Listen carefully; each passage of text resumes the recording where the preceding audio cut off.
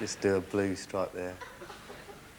That's not a great blue, but, you know, you struggle to get a great blue and, you know, you'll end up more tense than you started. And I'm all mellowed out now, which is good, because I think the time has come now for me to tell you all about my drug habit. You would have found out sooner or later, so I'd rather it came from me than, you know, you read about it. As you know, some of you know, some losers are addicted to, like, whippets. You know, the first 5 seconds of gas you get out of a can of UHT cream before the cream comes out. Others are addicted to, like, the butane gas you get out of gas lighters. For my own part, I'm addicted to the gas you get out of these, klaxon horns. It has its drawbacks, this particular habit. Number one being that it's very difficult for me to keep my habit in any way a secret. You know, like I'm at a party and I have to say, I'm just gonna get some fresh air. I'm just gonna pop out and chill out for a bit. I'll just be right back. I'll have a very small orange juice. I'm just gonna.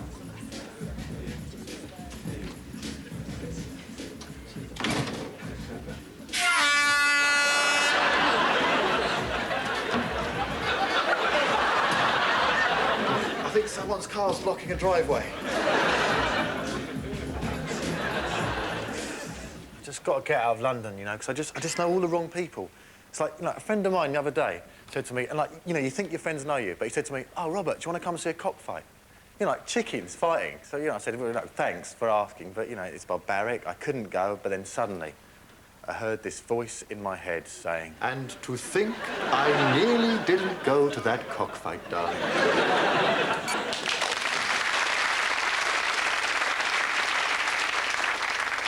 Tonight, on MTV Unplugged, would you please welcome Utah Saints?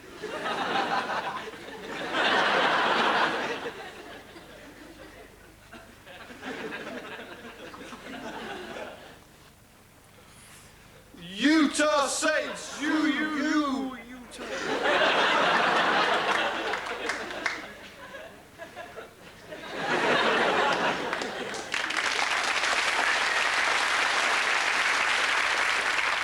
I've got up. Trying to go to sleep has made me feel ill. It's not surprising I'm ill. I eat so badly. Look at these. Supermarket sausages includes only shoulder, breast and belly of the pig. Belly. Belly going down as far as where, exactly? Did we say belly? We meant pig's packet. Because they put pig's eyelashes, lips and testicles into sausages. Lips. Pigs don't even have lips, do they? So what, they put parts of the pig in that don't even exist? They put in the pig's passport photos. What's this in my sausage? 4 identical photos of Boris Becker?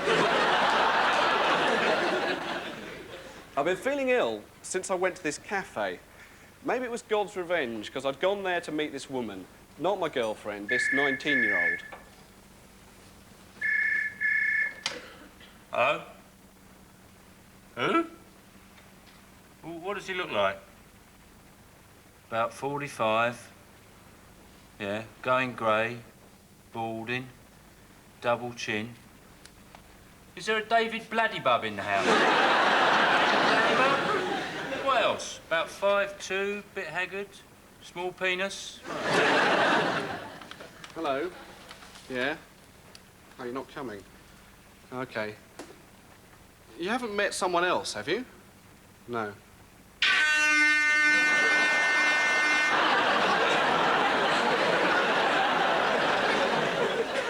Are you phoning from Portsmouth?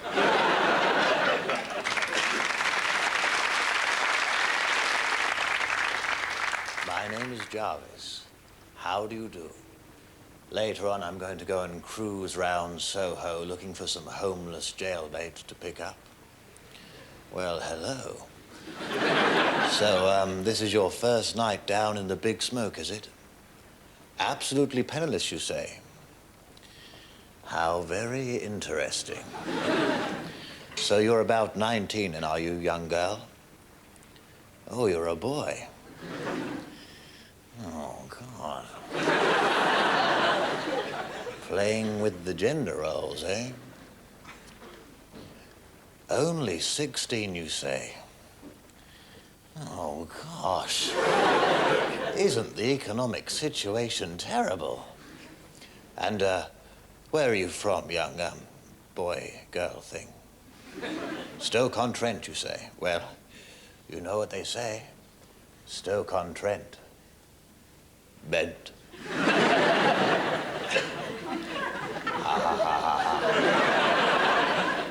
I see you like jokes.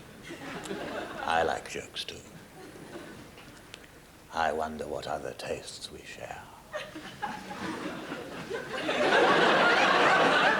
I cruise around Soho in my Bentley. Unfortunately, the top speed is 3 miles per hour. The passenger door remains permanently ajar, and it insists on veering towards the curb. Oh, God. What must people think? Now, that last bit wasn't very funny, but the fact that you wanted it to be funny and I disappointed you turned me on. Thank you. When not helping the homeless, I'm also involved in restoring old buildings. I'm particularly opposed to the closing down of many of our fine municipal Victorian public lavatories. Now, I don't want to come over all Prince Charles. Oh, God, that would be terrible. Imagine if he just got his blazer back from the dry cleaners and he had to make an important speech to the Commonwealth. Oh, that's the last thing I want to think about. Oh, God.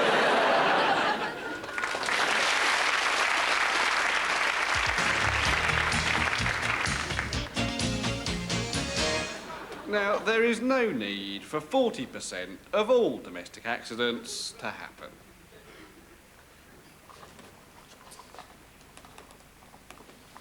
Oh! Now, there was no need for that to happen.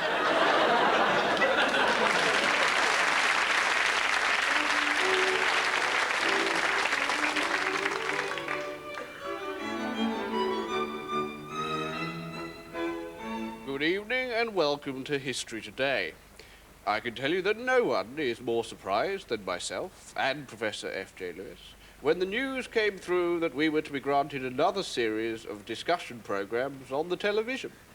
However, I can assure all those who may have been uncertain about the decision that tonight's discussion on the perennial topic of romanticism and industrialization will be a most rigorous investigation into this always provoking issue. Professor F.J. Lewis, I wonder if we may begin by talking about the ways in which this period saw the beginning of social disintegration. Indeed. The collapse of the extended family meant that for literally thousands of women, the only way of supporting themselves was to turn to prostitution. There are several accounts of this, but perhaps the most harrowing is My Life as a Prostitute, a first-person account by a woman who, being very ugly and suffering from scrofula, could not charge very much for her services, and so was compelled, alas, to perform all sorts of degrading sexual acts with over 100,000 men. Well, this sounds like a very important source text, this My Life as a Prostitute. I wonder, is there a modern edition of the publication? Yes, it's Weidenfeld and Nicholson, second edition, price £27.99. That's My Life as a Prostitute by Your Mum.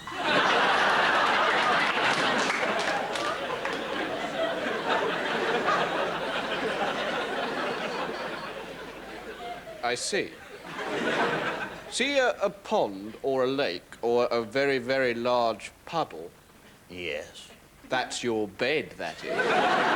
You're on the front cover of Bedwetters Monthly. Of course, what this period saw was essentially a pendulum-like movement, a swinging from romanticism to materialism, and then back again, and then violently back once more. Yes. And that's how you drive. All over the shop. You know men who put fruit up each other's bottom? Yes. Oh, you do?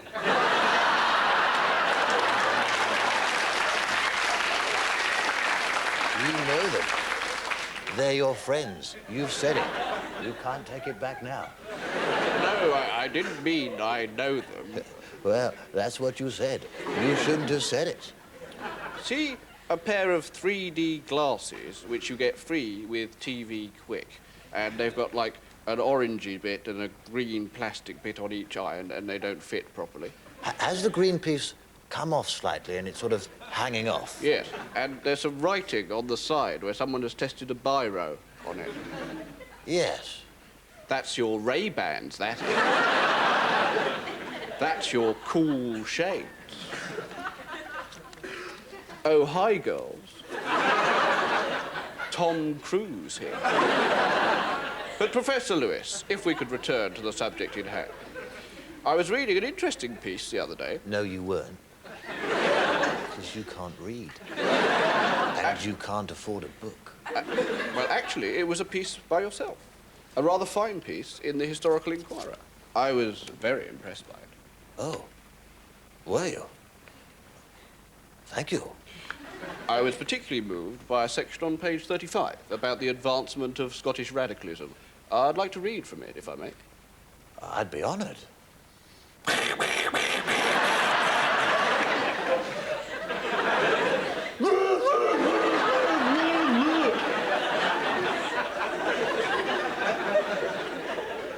Your best work, I fear. Well, I don't think anyone can be in any doubt that tonight Romanticism and industrialisation have been covered in a most invigorating way. Professor Lewis, thank you very much. Thank you.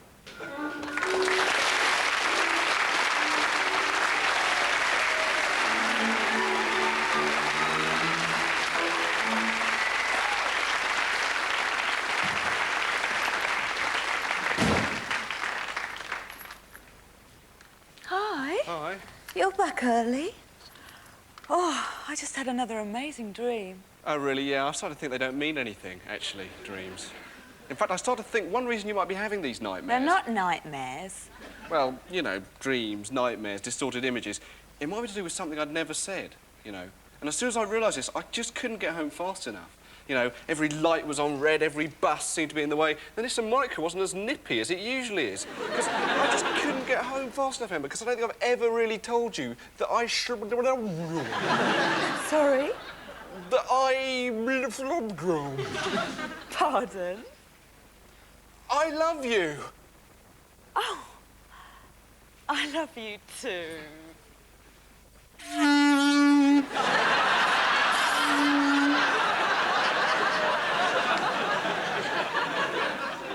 You see, I told you it was worth getting a car alarm for the Nissan Micra.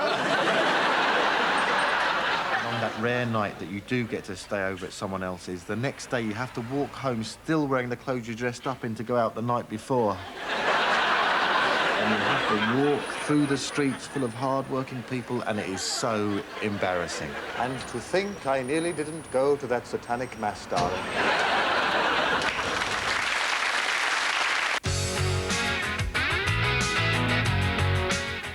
More from Newman and Baddiel next Friday at the same time on BBC Two.